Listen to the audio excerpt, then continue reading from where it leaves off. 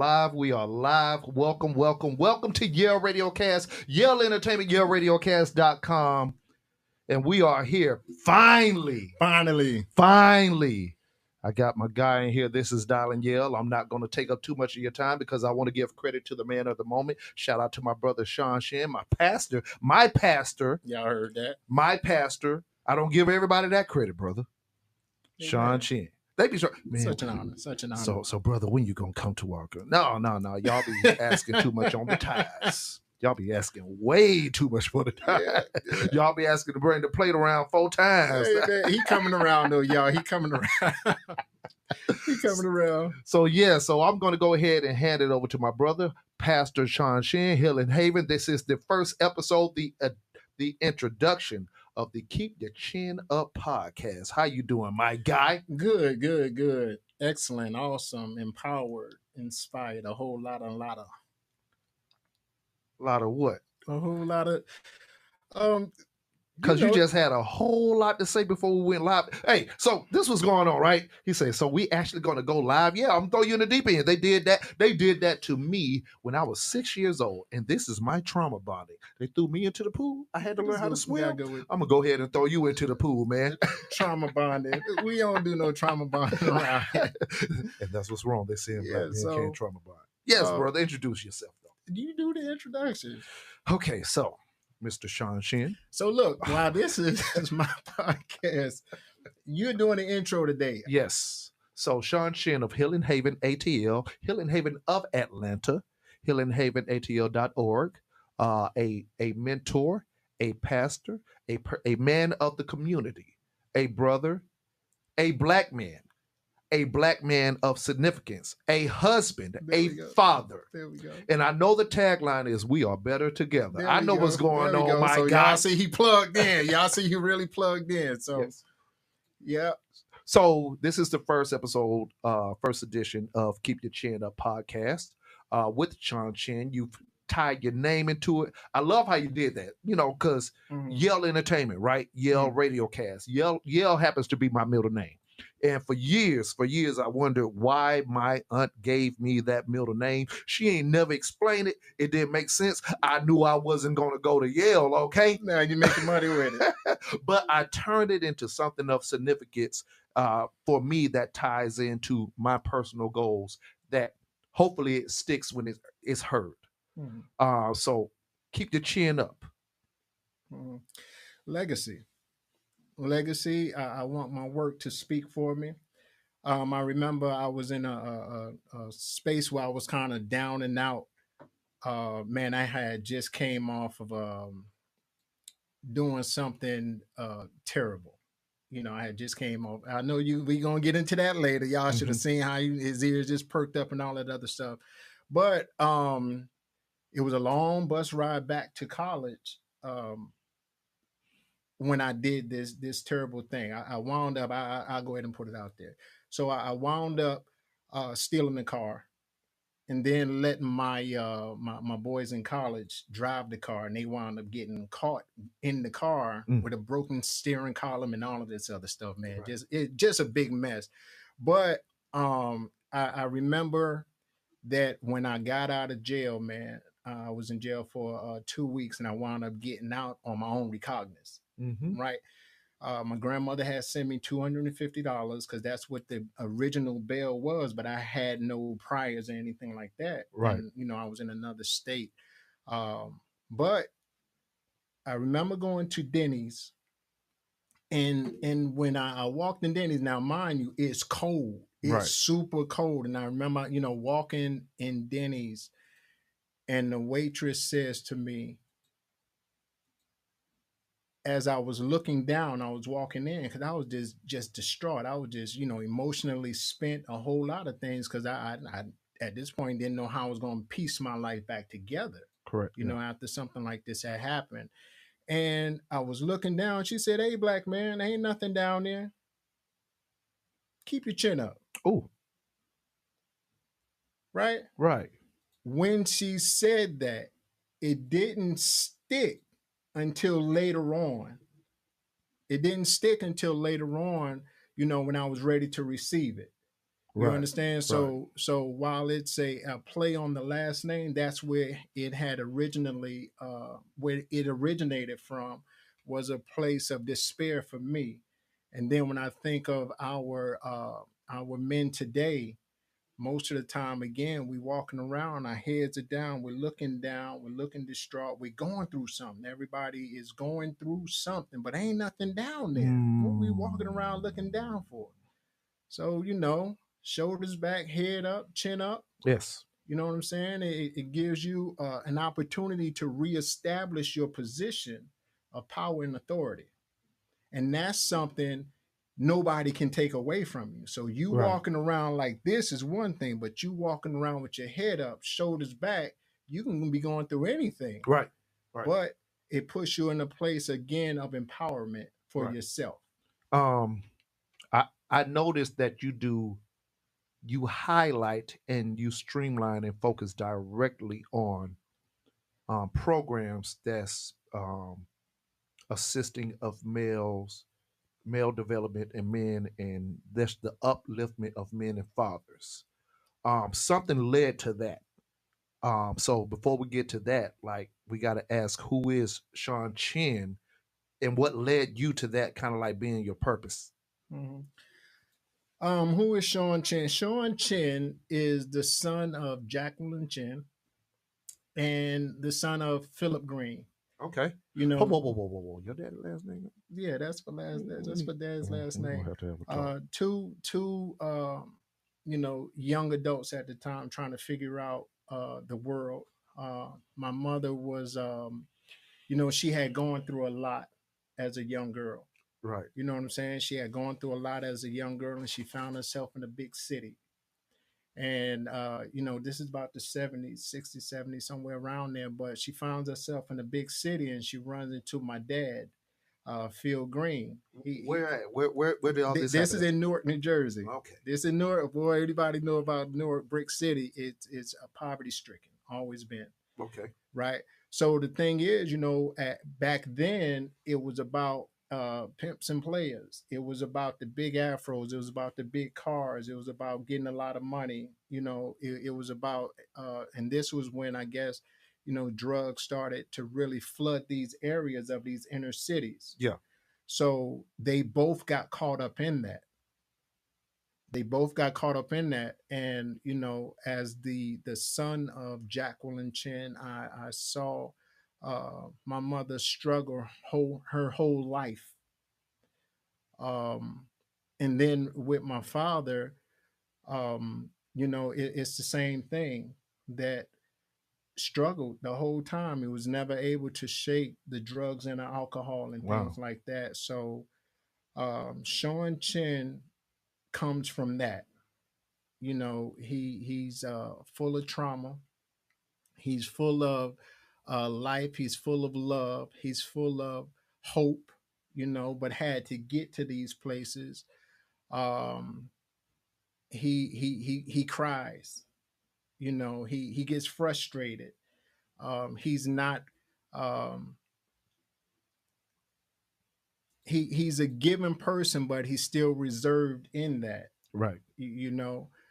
Um, but man, Sean Chin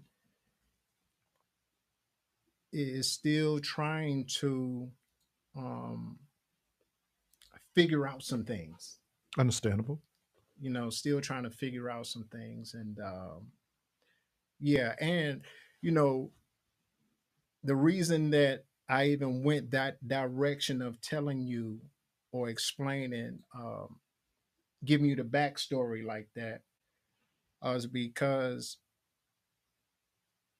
we usually put ourselves in the space of a provider first. When you ask a man who he is, he usually puts what he does out there first. He usually gives you all the Yes. good stuff and all of that. And as you and I talked about before, and I talked to our guys about something that I've learned, which is we teach people how to treat us, which means if we put provider out there first and not the human being, then people treat us as the person that we put out there. We didn't put the vulnerable person out there. We didn't put the human being out there. We didn't put the person that's afraid and need love and assistance and all of these things out there. That we didn't put that hurt guy out there. Right. We put the provider part out there. And from um, man from long time ago, all I'd known was to be a provider. I've been responsible for a long time. So I'm the second oldest of eight of us, now the second oldest. And with that, a whole lot of responsibility came along with that, and being in an unstable household and things like that. So um, Sean Chin, man, loves people. I love people. I love stories. I've overcome a lot. I've accomplished a lot. I failed a lot, Right. you know. But it's I think it's the beauty in getting to a place to where you understand that your life is not your own. You finally get there, because we look at this and we see how we live life recklessly, Mm-hmm. or we fall victim to our environment. Right. So I did all of that. Um, you come from an area where, or a background where it's where always, coming from the black community, where that's been a very difficult world for us to overcome. See what I'm saying? Mm-hmm. People use that as an excuse. Mm-hmm. Were you that person? No. Why not? Because I saw the struggle early, and God allowed me to see my mother in her youth. You understand? He didn't allow me to see the mistakes and all that other stuff. He allowed me to see the young girl that at the time was with 5 kids. Wow. Yeah. He allowed me to see the men that entered into a life, and that for her, it was full of promise. You know what I'm saying? Most of the guys were older than she was. Right. And for the most part, again, he allowed me to see the little girl, the young lady that was taken advantage of. Right. You understand? So, Right. in being in a position of being a provider and a protector uh, for our family and for her, it gave me a different perspective on all of this, right? So Yeah. when we use these things as excuses, um, most of the time is rightfully so, because what you see is what you see. What you grow up in is what you grow up in. Thankfully, my brother, you know, um, my brother Michael,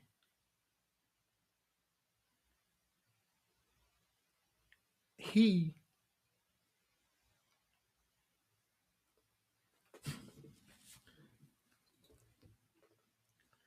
he always helped hold things together.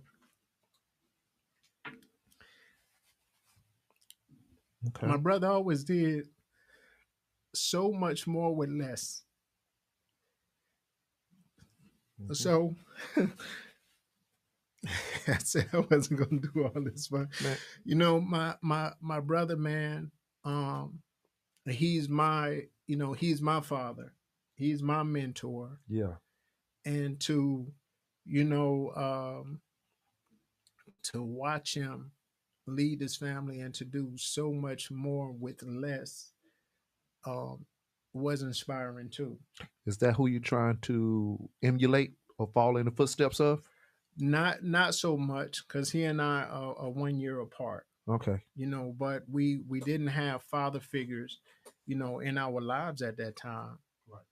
When we were really going through and trying to figure things out. You know, we lived in we were never in a stable place, man. little heavy right there, talking Mhm. about your brother and y'all are a year apart. Are y'all close, or it's Oh just yeah, like yeah, yeah. you feel like life is going on? Because I'm asking this because my dad was all over the place, Mm-hmm. Rolling Stone, Mm-hmm. somewhere around 13 and 21 kids, but that's another story, right? Mm-hmm. So the bond of the brothers are, some brothers are cool, but Mm-hmm. it's always that one that's like Mm-hmm. ain't your twin, but is your twin. Mm-hmm. Is that something like what's the relationship with your brother? Absolutely, because he was in the trenches with us. You Okay. know, he helped to navigate. He helped to navigate that we You stole. got some stories, bro. You understand? We did what we had to do when we lived in extended stay hotels. You understand? Right. To put food on the table and make sure that our siblings were fed and things like that. So we talk every day. Okay. We talk every day. So Okay. yeah, that's my guy. Mhm. Yeah, absolutely. Okay. So how do we get from up there to Atlanta? What's the route? In long story short, No, long story short, it was from there to Fort Lauderdale. right. From That's there why to I had to ask, because you yeah, said Green. I was like, yeah, my yeah, dad Green. We got some family down in Fort yeah, Lauderdale. yeah. I was about, hey, keep your Yeah, he chin. I from was about yeah, to he turn from into another story. yeah, he from Pensacola. Yeah. Yeah, yeah. Because usually up north, your parents send you down south. Right. Parents send you down south because, Right. of course, you can't get in a whole lot of trouble there. Who Of told that course, lie? it's woods and it's all that. You're away from the city. So then I had our grandmother and grandfather that was in Virginia, that took on the responsibility of helping my brother and I, while my mom was trying to get it together and things like that. And then my aunts and uncles at that time were able to jump in and again, because we're boys at the time. Right. And in Newark at that time, you was definitely destined to go. It's either you get ready to sell dope and go to jail, or you're gonna hurt somebody and go to jail. But Right. for young black men, it was that. And my uncle was a big time dope dealer. Okay. So you So got a lot of drugs in your family yeah, man, background, man. yeah, yeah, yeah. So it was around you. It was around me. It was around me. How do you avoid? I mean, how do you avoid being a part of that cycle? Her sending us to Virginia was our saving grace, and then going to from Virginia to Fort Lauderdale. So okay, so there's that environment in Virginia. Yeah, There's definitely that environment in Fort Lauderdale. yeah. So is it? Do Well, no, do no. you akin this stuff to your household structure? I'm trying to create the basis Well, of yeah, but because this is where's the the thing. left turn at? It The has to be. well, so this is the thing. We live in a trap house in New Jersey. We leave the trap house environment to go to the country. Okay. We go to the country and we learn work ethic. Couple years, Okay. right? We Yeah. learn work ethic, hard work, all of that stuff, right? And then we take the work ethic and now, because we're still in our youth at this time, Right. and now we're in Fort Lauderdale. But Virginia taught us responsibility. It taught us hard work. It taught us, man, because remember, we was in the city, we were stealing everything. You understand? So when we talk about environment, our cousins and them, they were selling dope already at 11, 12, 13, and Right. all that other stuff. My uncle, gave me a pack one time and came and got it back in probably about 20 minutes, and that was it. And I didn't even understand what that was until later on, when he had me to hold, you know. So I don't know if maybe I wasn't a good holder. Yeah. Pastor So, Nino. so yeah, but man, I so those things help put us again in Right. a position of when we got to Fort Lauderdale.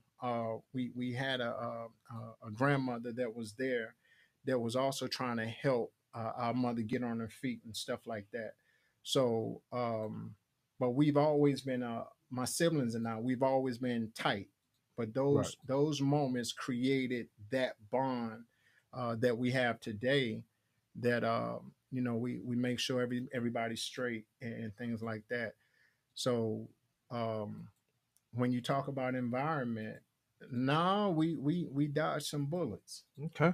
You know, Okay. we dodged some because statistically, you know, we should have been in jail and going through that. Remember, like I alluded to earlier, Mm-hmm. I was going down that route too. Right. Right. I was going that way. And here you are now in Yeah, Atlanta. yeah. We have you become this man of the people, a highly respected man, Man of the people. a man of the people, bro. Yeah, Like, yeah, okay, put it yeah. like this.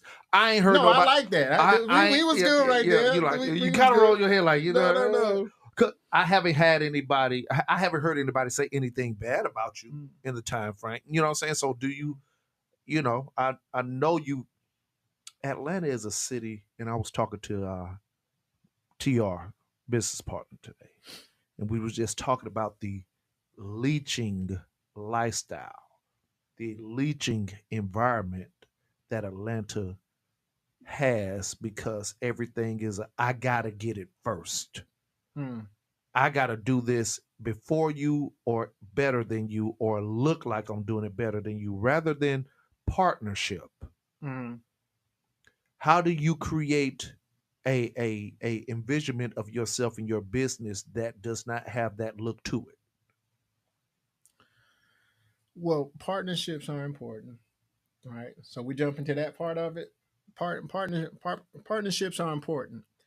Um, you said Leaching. leaching, being confident in what you're doing. You understand? Be focused on what you're doing because it's a product and a service. Everybody's trying to sell services and products, Mm-hmm. but again, most of the time we don't do good business. You know, and when you don't do good business, it of course it, it dirties up your name a little bit. Right. You know, Right. so that's where the leeching and all that other stuff, you know, when you're not confident in what you're doing and what you got going on, when you're not stable. And I say all the time, you got to believe it first. Whatever you have going on, you have to believe in it first before you can sell it to me. Mm. And most of the Facts. time, that's not what's happening. Right. You're trying to sell me something that you're not convinced about yourself, and then when the turbulence come, you abandon who you said you were. Mm. You abandon the product. You abandon the service. Right. You understand? So, um, man, what they call Atlanta? The City, Mecca. Yeah. city of the scammers Well, and yeah, all that, yeah, and it all is that City other of stuff. Scammers. Once Man, upon a time, it was the new black Hollywood, new black yeah. Motown, the Mecca, the Mecca of the South, and now it's just very ugly and grimy, and we have to maneuver through this. So, as a father with kids Mm-hmm. in a era where the parent is wrong at all turns, talk about it. Man, we ain't getting all that. Back up. Okay, Back yeah, up. come on. Hey, y'all go get him. You asked me to No, moderate yeah, you. yeah. Okay, well, Yeah. so we have a podcast. Yeah. In this podcast, Yeah. what's the goal of this podcast? Um, help and hope, to provide help and hope and resources through casual conversation. Um, and getting back to the Sean Chin part, me, I was a young father. You understand? Mm-hmm. And my mom wound up now. Shoot, as a matter of fact, I was going to say she lost us to foster care. No, she didn't. We wound up being tired of living on the streets. That we asked our grandmother to take us to the detention center. That we knew once we went to the detention center that then they would find foster homes for us, or somewhere for us to have a hot meal, or Right. somewhere for us to have shelter. Because at this time, my mom is in the streets. She's not coming home. We're calling this payphones at the time. We're calling the hospitals. We're calling the police departments. We're trying to figure out if she's dead, where Mm. she's at. And this is on a 11 and 12 and 13-year-old kid. You Wow. understand? Yeah. So we get to a point to where it was too much on our grandmother because she was still a RN, a nurse, and she had her own household to run at the time too. Right. And she did the best that she could. You know how it is. The grandmothers try to take on the responsibilities of the daughter's kids and things like that. And addicts do what addicts do, which is manipulate every situation and circumstance. And they're the victim. That happens. So we get into a space to where, again, my brother, my sister, we're the three oldest, and we like, listen, this is what we're going to do. Have grandma to take us over to the detention center, and we'll figure it out from there. Right. So we wound up in foster care. That's how we wound up in foster care, is because we lived in so many parks. Um, we lived in so many extended stay hotels. There was never any, like I said, stability and things like that. Right. So imagine those things on a 11, 12, 13-year old having those responsibilities that happen, and then getting into the foster homes. At the time, these foster homes were a way to make money for the foster parents. You understand? So at this time, the regulations and rules were so lax because there was so many children that were homeless that it seemed like they damn near started letting anybody have foster homes. But it was when we had originally or secondly got into our third foster home. My brother and I always stayed together, and my three sisters always stayed together in different homes.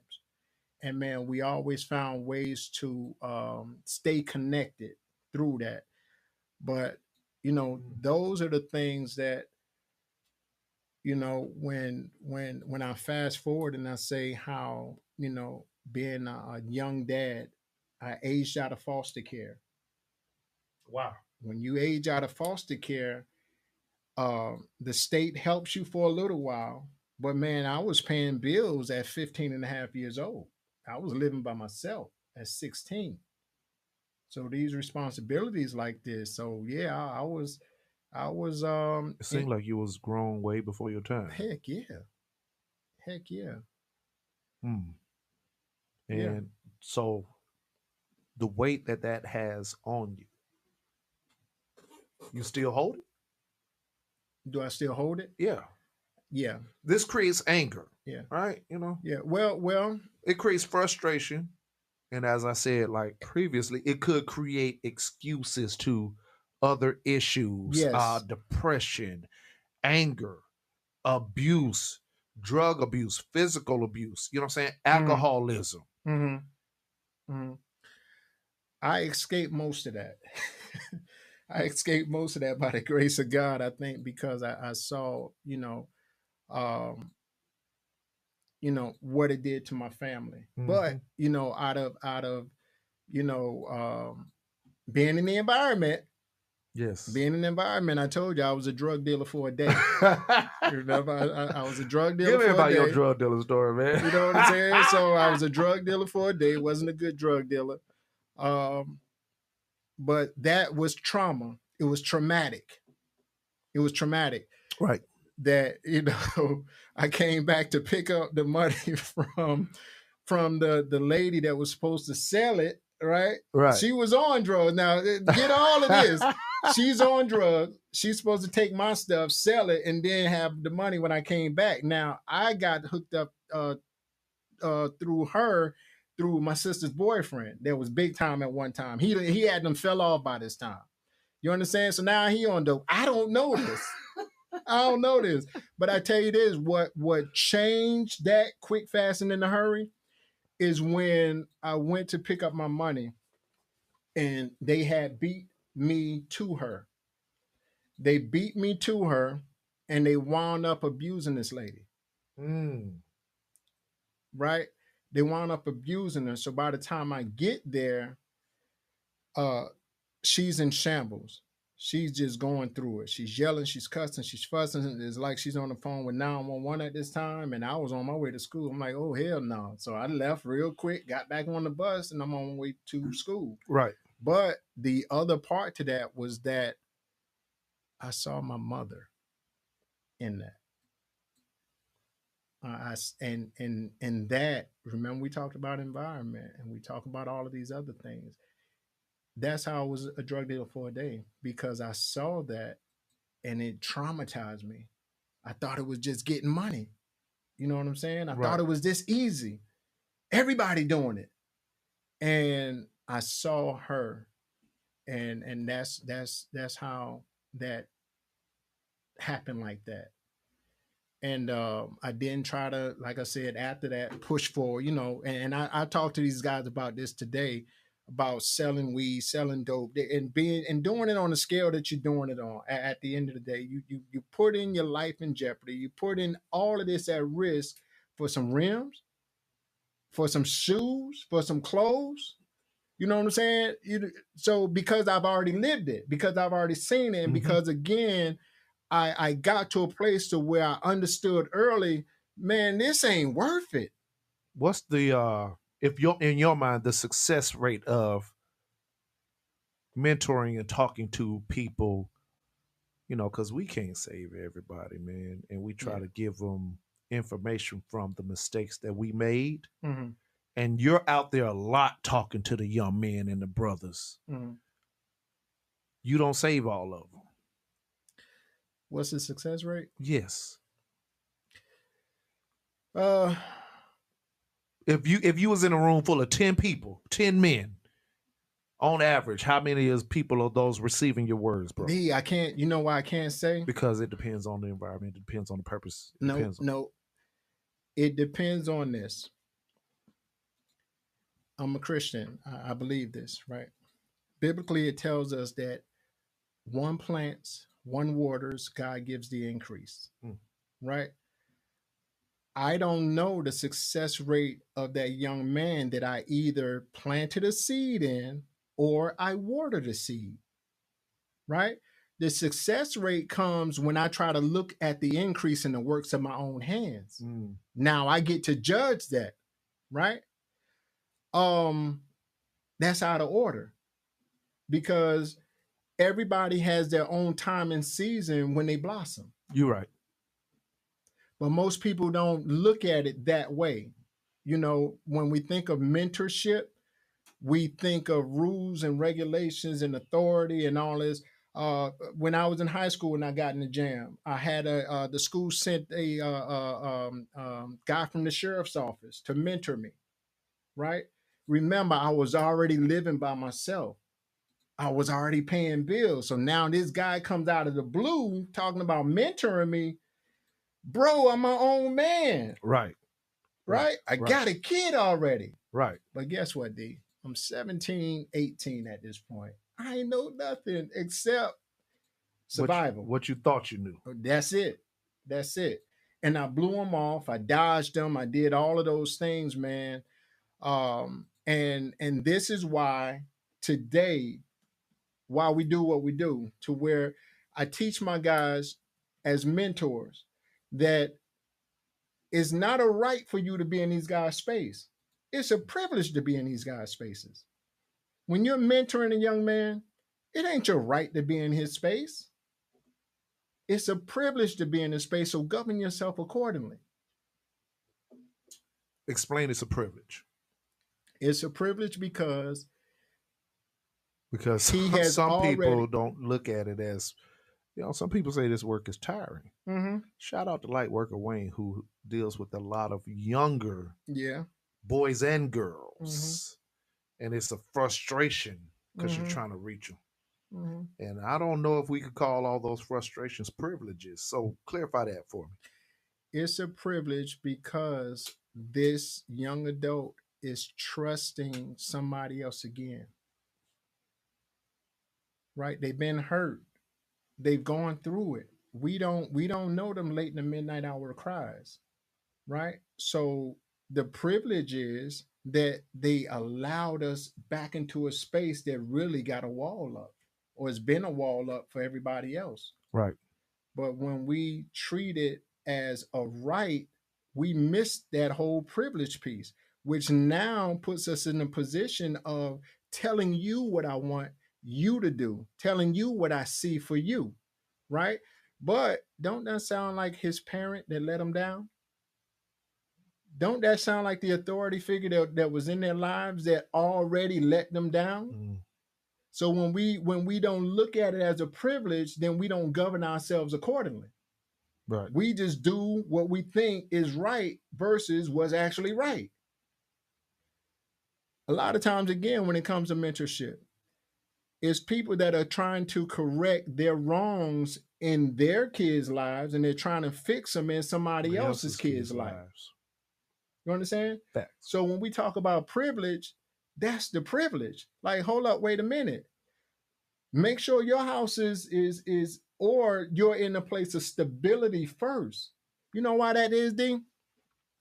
Because that kid, that real kid, the hurt one, the traumatized one, the bratty one, the mouthy one, the disrespectful one, oh, that one gonna show up eventually.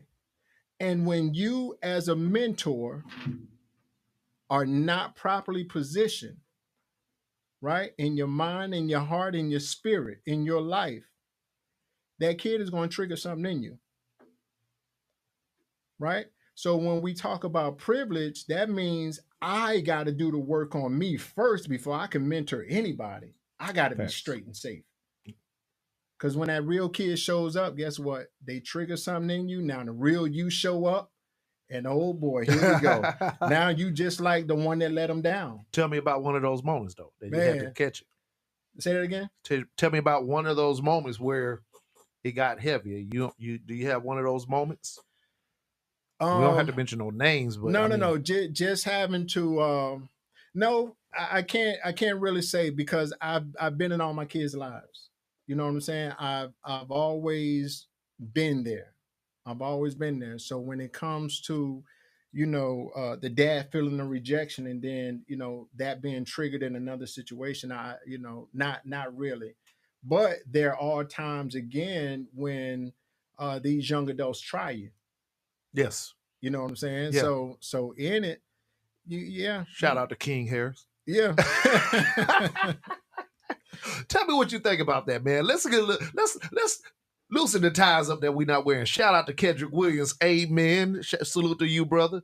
Okay, so you see somebody like T.I.'s son, King Harris, grew up possibly, assumably privileged, right? Mm-hmm. And did you see the video where, it was a very conflicting moment between father and son? And I was telling my wife that, well, I think this happens with all of our fathers,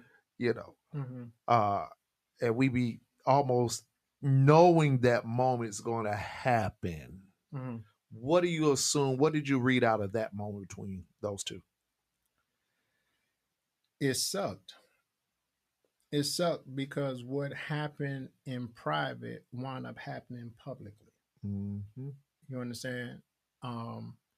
I think, T.I. did the best that he could to try to de-escalate the thing. But man, it happens. It happens. And we all do some things sometimes that we're not proud of as parents.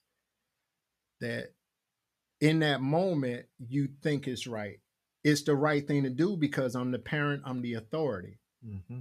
Right? So now I have to assert that right here, right now, or you're going to do it again.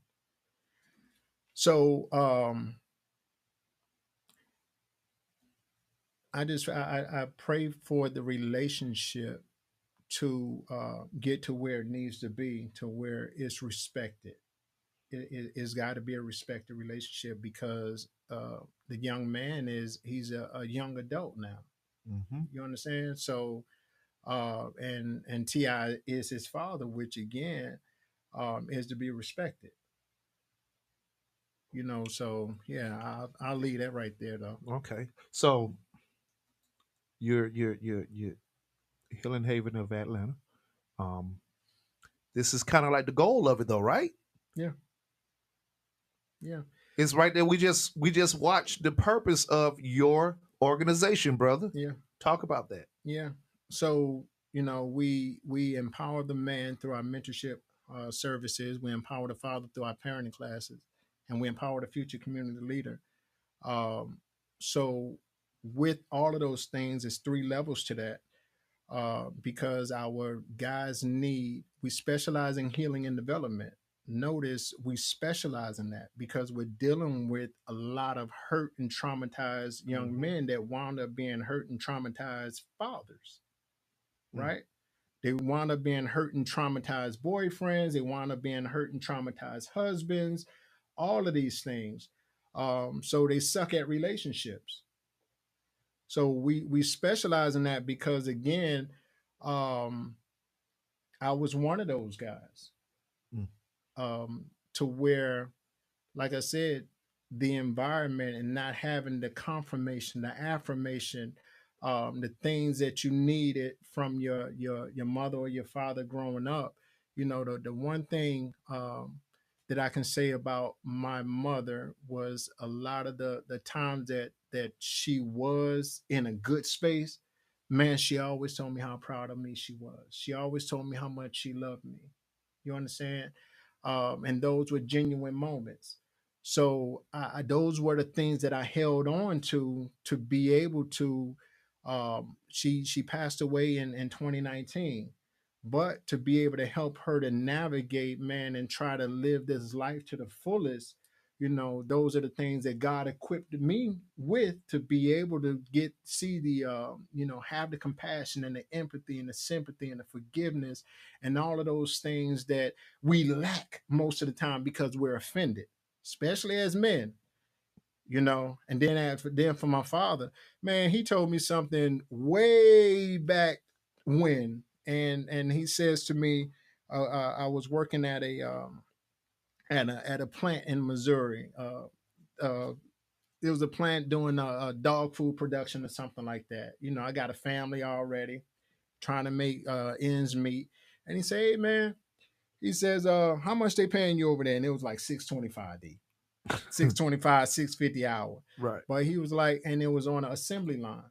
But the advice that he gave me was to find a job that didn't teach me how to be a robot to where I had to wait on a buzzer to tell me when to go to lunch. Mm. How about Missouri is an industrial state. Right. Is all of those plants and all of that stuff, manufacturing plants and all of this other stuff. And he told me that, and I quit that job. But I say that to say this: how powerful his voice was, even though he hadn't been the best father. You know, you could always get something from people. I think even in spite of people's situations, everybody has a gift to give for knowledge, for learning. Yeah, You know. So yeah, I feel that. yeah. And that's the thing that we try to not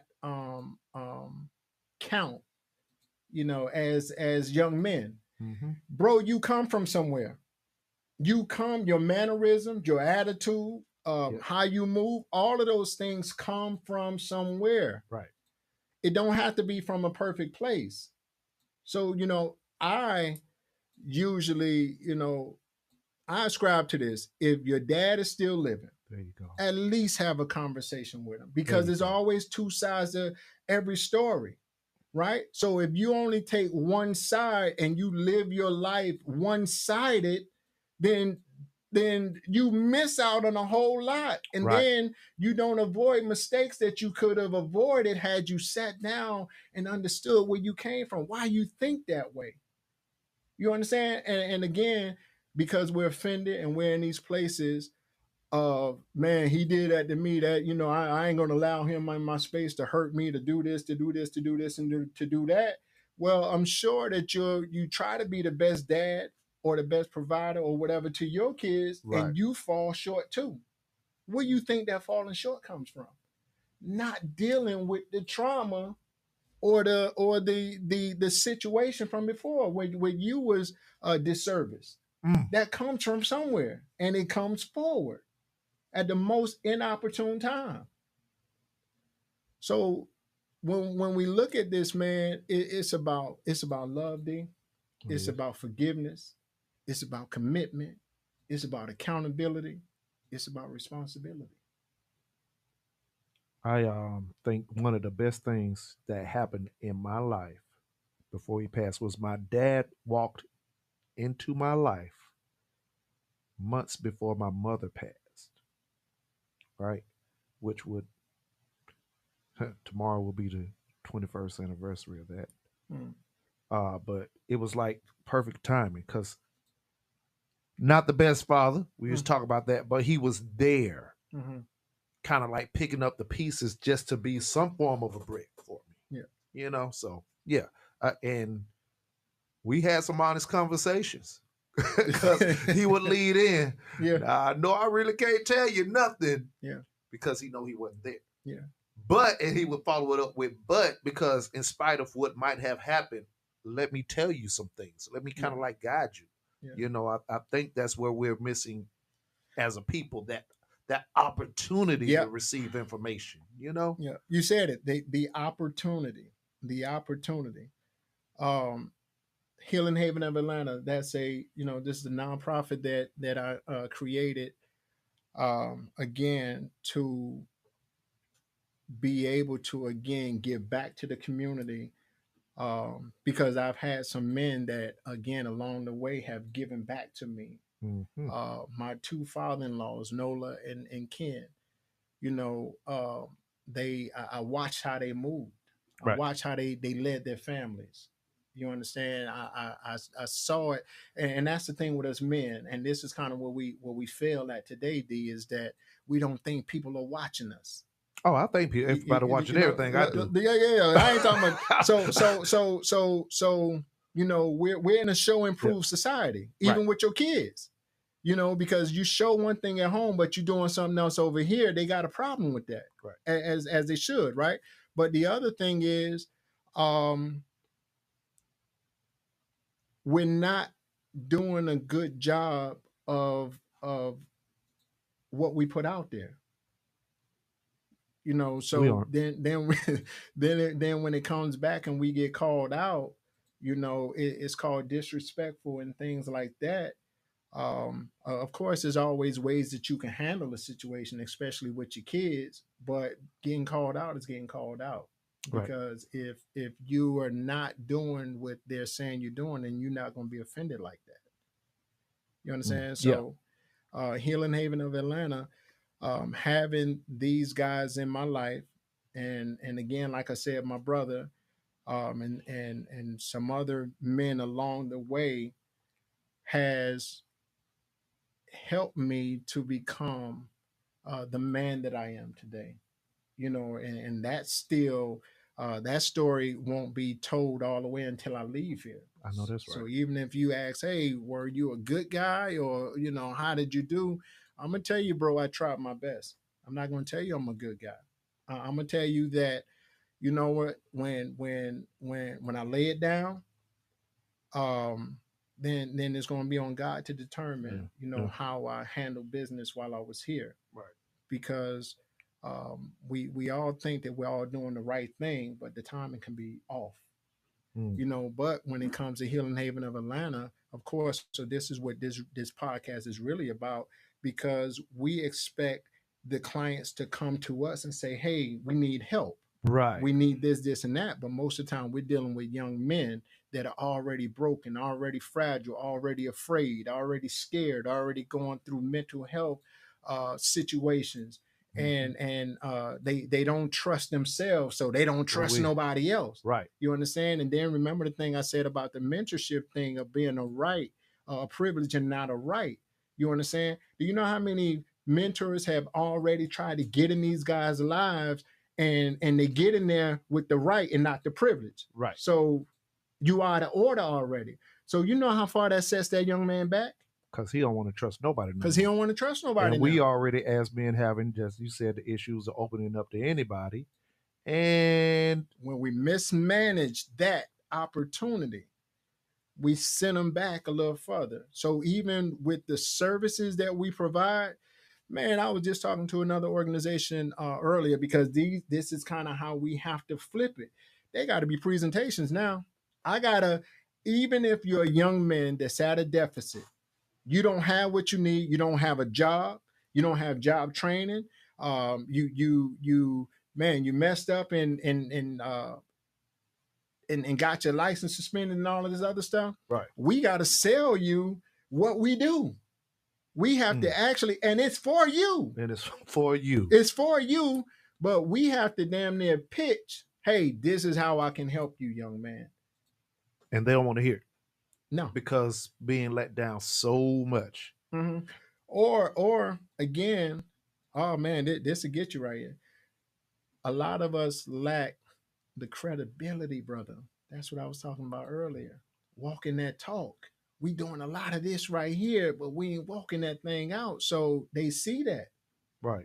You know, so we have that to contend with also. So this podcast right here, you know, helping with help and providing help and hope through and resources through casual conversation. It's about now getting Joe Blows that know something, right? That I don't know, right? Even though they're not experts in this area, right, but they can tell you where to go to get this service. They can tell you where to go to get that service. They can tell you where they've been. You understand? They can all of these things that at the end of the day, all of our experiences, if we embrace those experiences, we're a valuable resource, right? But when we don't look at it that way and we try to run away from those experiences because we're embarrassed and we shame and, oh man, I had to go get this kind of service and do this and this and this and that. Right. And I'm not ready or I don't want to share it with the next person. What is that really about? I remember conversation we was having when we was before we did the Are You Okay, Bro event. And you said you were saying we needed to do the videos because we had to put a face with it. Yeah. Is this similar to the purpose of that? You have Healing the Haven, and now you're putting a face to it. Absolutely. Just to let everybody know, hey, we are actually here. I got that over here, but I'm bringing this to you so you could actually see. Is that what we're doing? Yeah, one of the reasons, absolutely. Right here in Clayton County, but I want to, again, abroad, because I want people to be able to, especially because as men, we deal with child support, we deal with family violence, we deal with domestic violence, we deal with, once we make a mistake, it's hard to get back up. Right. We deal with recidivism. We deal with these guys getting out of prison and they've been marked already as a felon, as this, and that, with all these labels. So now they can do anything that they desire at this point. They've already paid their debt to society. Yes. But then they're still in a position of where they can't win. Our thing is to, again, get people talking about this, but not only talking about it, doing something about it, being about it. Right. Because this is the problem that we're having, is that young man that he might have he might smoke weed, right? He might do it in the comforts of his own home. Now he winds up out here in the street. He got a busted tail light or something like that. He's zigzagging the street. He get pulled over. He high. And so this is his first offense, maybe second offense. But my thing is, you take this young man's freedom away, right? For something like that, he's not out here in society hurting nobody. He doesn't have a criminal record. But again, because he got caught in the bad spot, in the wrong place, now we turn around and flip this young man's life upside down. Or I give you another one to where we're dealing with the child support situation. And the guys that missed the paternity test. Right, they missed the paternity opportunity, and now these guys are responsible for these kids that they know are not their kids, but the system says this.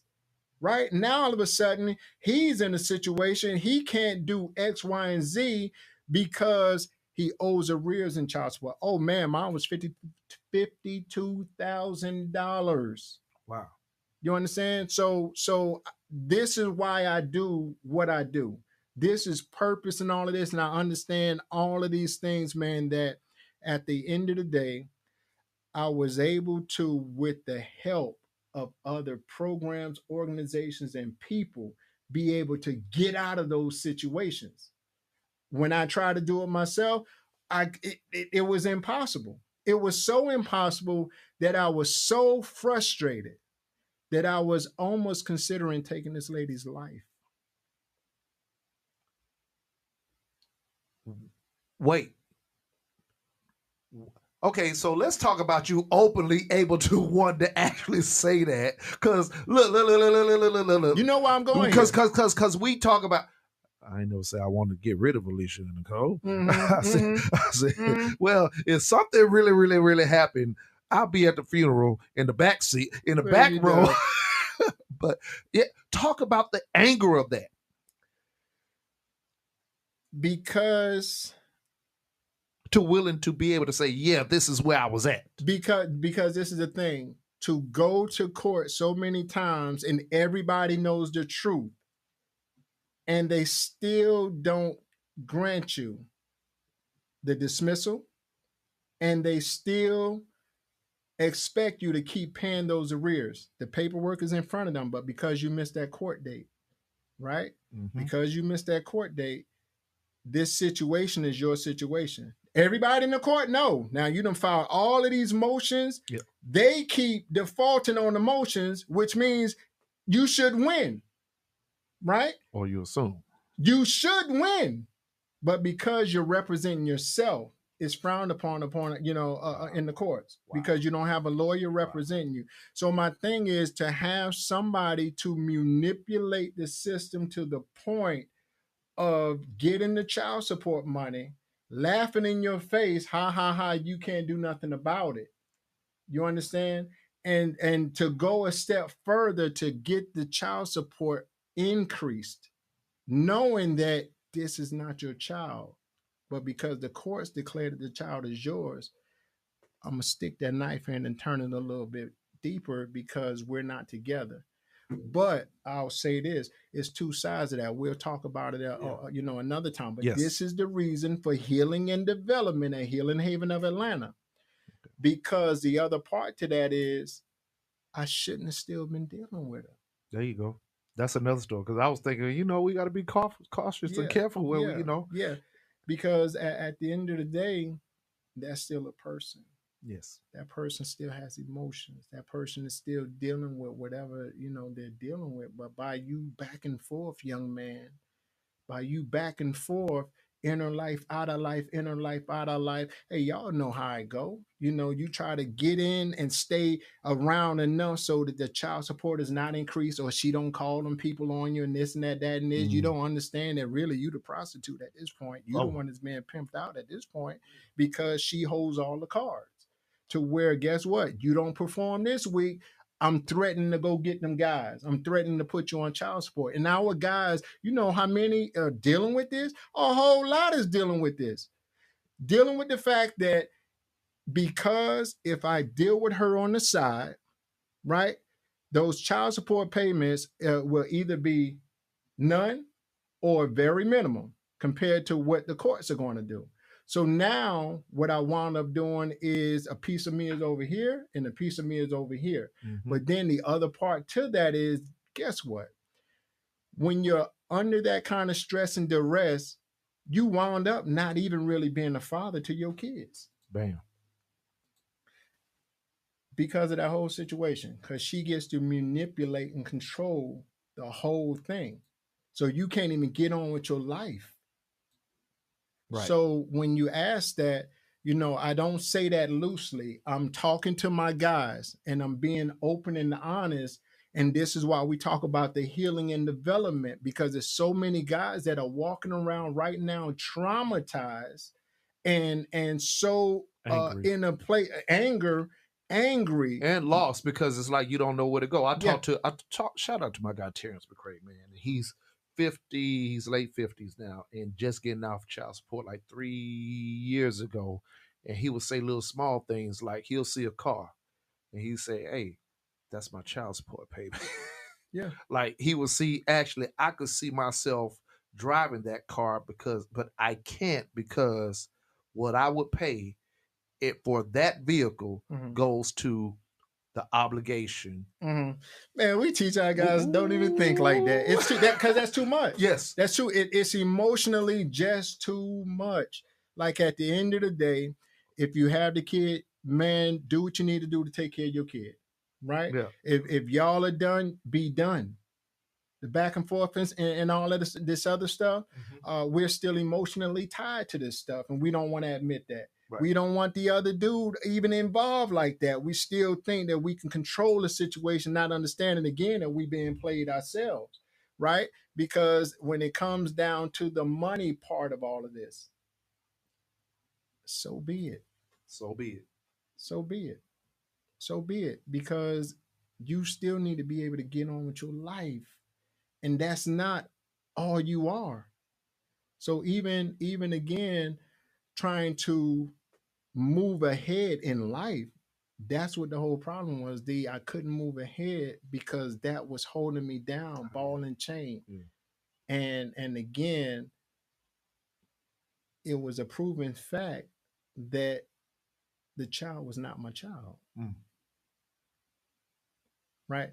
So all of these things are needed and necessary. Yes. With this podcast and with this information is getting people that's going to be able to come in and do something solutions wise about people that are going through similar situations. Driver's license is suspended because of XYZ. Yeah, he might have been irresponsible and all of this other stuff. We try to show you the importance of not being irresponsible. Because it's on you, bro. So at the end of the day, you wind up selling dope. You wind up doing all of these things and make ends meet because you're trying to dodge child support.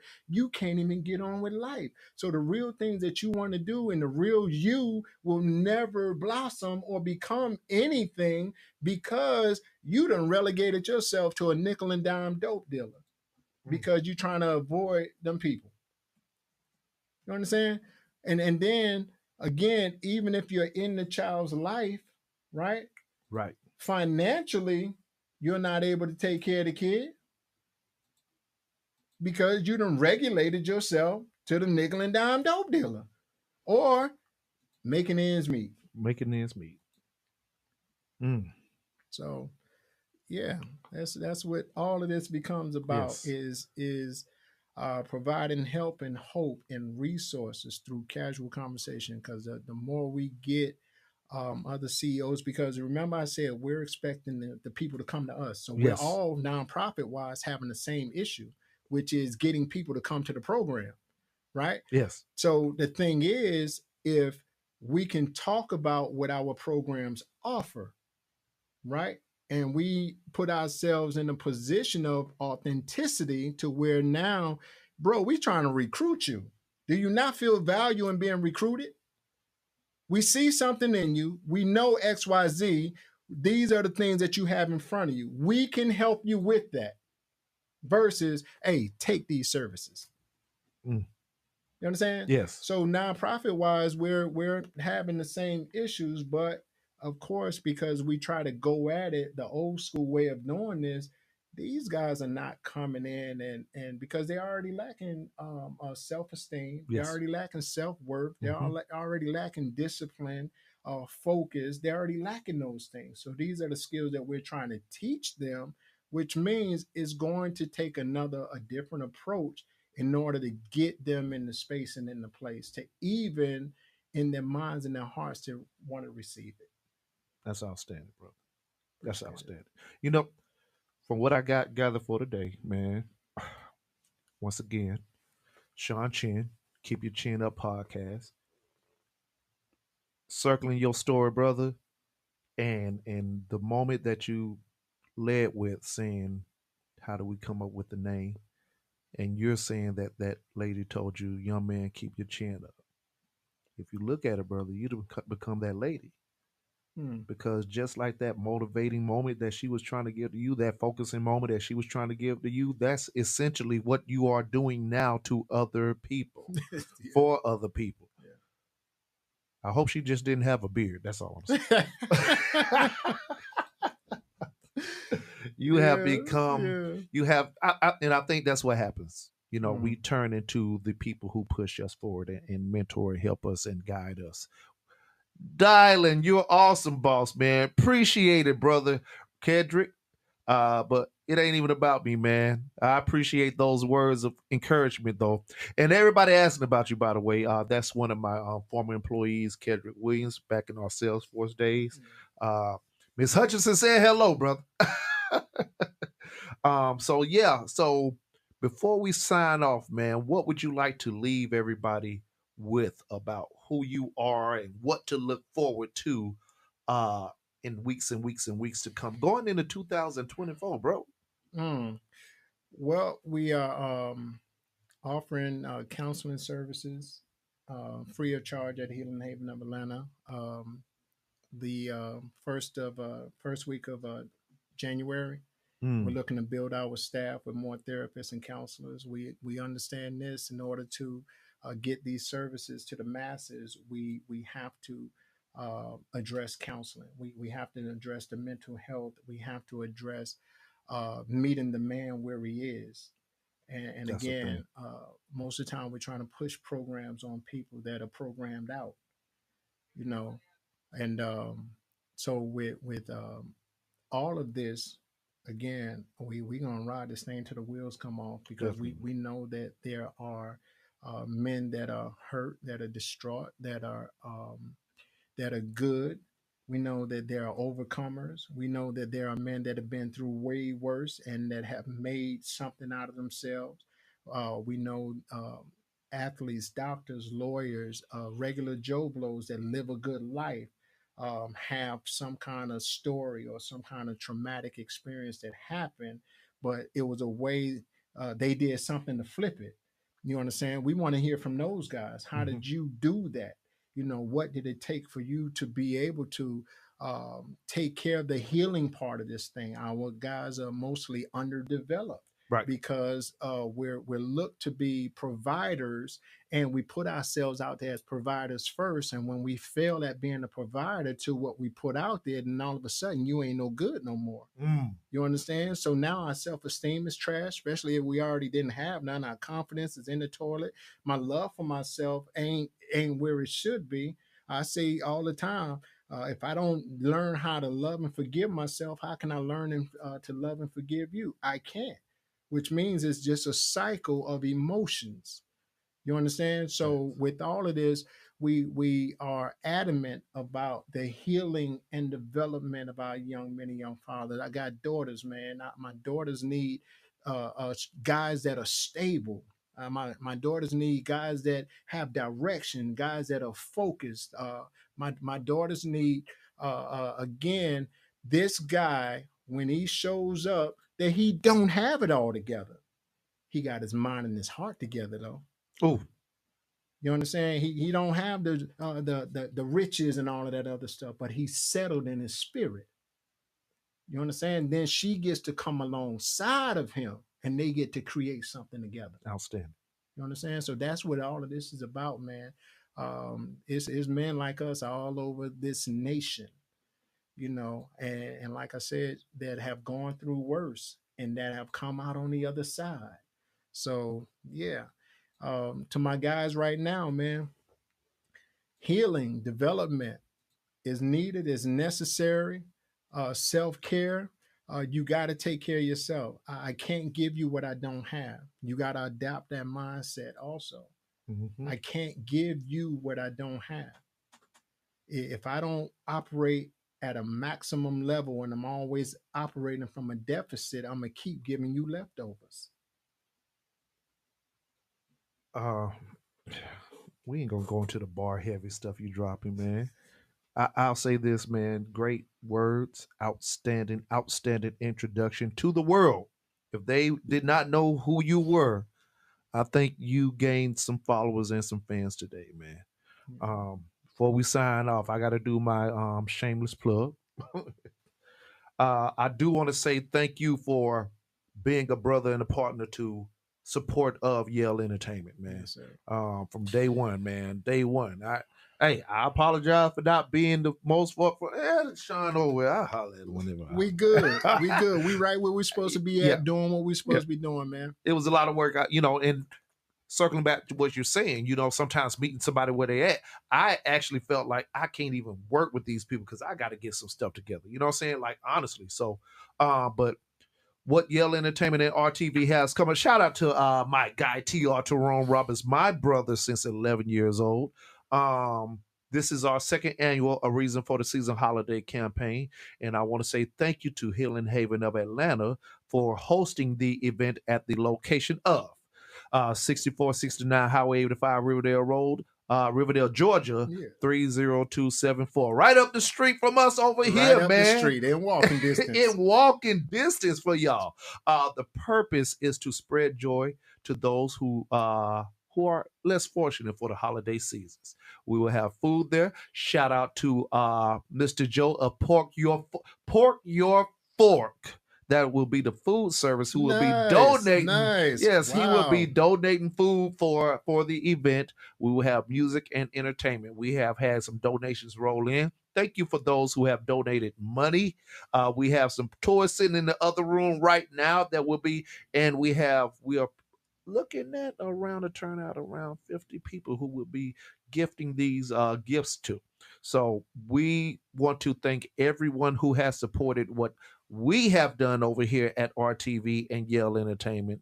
Once again, that includes Brother Sean Chinn and the Chinn Up Podcast, because you could have took this outstanding thing anywhere and you came here. I just think you thought you fell up in here on the Mail Review one time and you felt like it was home. That's what I feel like, but I ain't feel gonna like go it was home. You know, we good. Yeah. Appreciate you, man. Appreciate you guys and all that you do. Yes. In the community and abroad. And yeah, good luck when in all the things you got going on. And hey, y'all support this this Christmas giveaway and stuff like that. The need is great. It's for a great cause again, and to be able to give back the way that you guys do is extraordinary. Because again, you could look the other way and just take care of you and yours, and y'all decide again to look through the community and be able to help in that way. So y'all come through, support. Right. It's going to be this Saturday and Sunday. All right. 2 days. Yeah, all right. 2 days. Yes, 2 days. I don't know. I forgot to tell you 2 days. Yeah, 2 days. 2 days, Sean. 2 days. 2 days. 2 days. 11 to 4. But because last year we had a lot of stuff, man, and it may only wrap up to 1, depending on what we have left. If there are gifts left over, it will circulate into the second day. We're just preparing for the possibility of. But yes, 11 a.m. to 4 p.m. at Hill and Haven of Atlanta. And we hope to see you there. If you are interested in donating to us, that is appreciated as well. Please donate and send any funds, any donations to the Cash App of Yale Radiocast. And those will go into gift cards or more toys. Just once again, this is to put a smile on the face of the families of the less fortunate. We are people of the community, and that's what we're here for. Anything you want to sign off with, brother? Any taglines yet? No, actually, I think we're gonna be back at this in another week. Yes. Next week we'll be back at it. We will be tackling the topic of forgiveness. We'll be tackling that topic, and of course, we'll have a therapist and a counselor. Okay. That's going to be on deck. But then we'll also have a practical application, and we're talking straight to our guys. We are. What is it called? Blue collar, white collar. We don't need corporate. We don't need to talk to the white collars corporate. White collars corporate. My thing is, man, we're for the people. Not that corporate don't matter or they don't count, but I know that our guys are marginalized, and we want to make sure that this content and the help and the hope and the resources are getting to those guys. So y'all tune in, ask questions.